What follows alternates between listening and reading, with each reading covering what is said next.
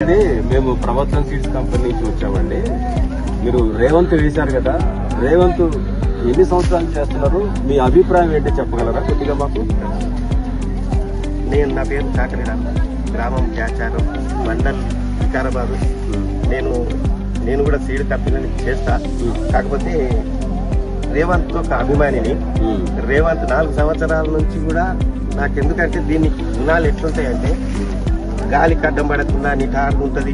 మొదటి కాడికి వెళ్ళి రెబ్బలు స్టార్ట్ అయ్యి మంచి క్రాప్, మధ్యలో వరకు నీకు ఒకటేసారి వాళ్ళకి రీతిలో ఏకరీతిలో కాయలు ఉంటాయి అన్నట్టు. చివరి వరకు ఒకే రీతిలో ఉంటాయి కాయలు.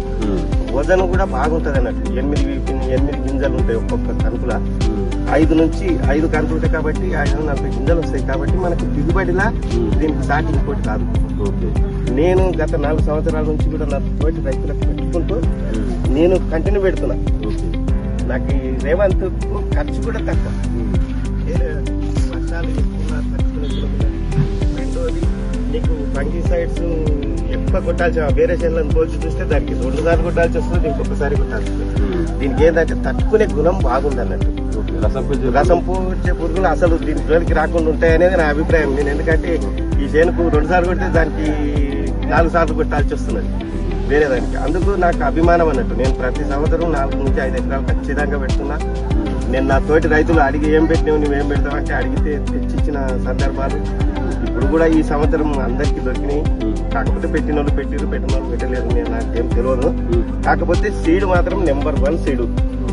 రేవంత్ మాత్రం అందరికి అనుకూలంగా, పేదవానికి అనుకూలంగా ఉండే రకం ఏదంటే రేవంత్. పేదవాళ్ళకి అనుకూలంగా రకం రేవంత్.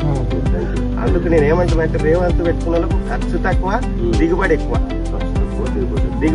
అందుకు రైతులు ఖచ్చితంగా పెట్టుకుంటే మంచి దిగుబడులు తీసుకోనికి ఆస్కారం ఉంటుంది. ఇంకోటి ఇంతవరకు ఓకే, మీరు చెప్పినంత వరకు బాగుంది.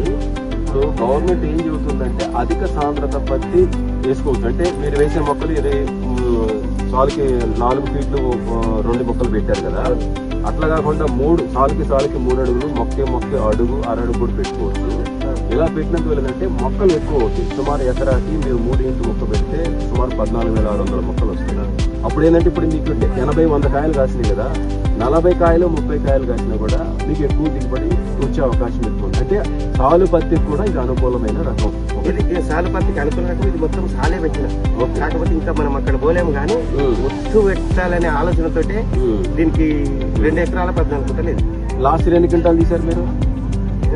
15 క్వింటాల వరకు వచ్చింది ఎకరకు. ఇప్పుడు ఈ సంవత్సరం ఎంత వచ్చింది అంటారు? ఈ విధంగా ఉంది. నేను ఇప్పుడు ఇది 2 ఎకరాలు 14 గుంటలు సార్. నాకు 25 క్వింటాలు రావచ్చు ఇప్పుడు. ఈ అనుకూలాన్ని తట్టుకొని కూడా ఈ మూమెంట్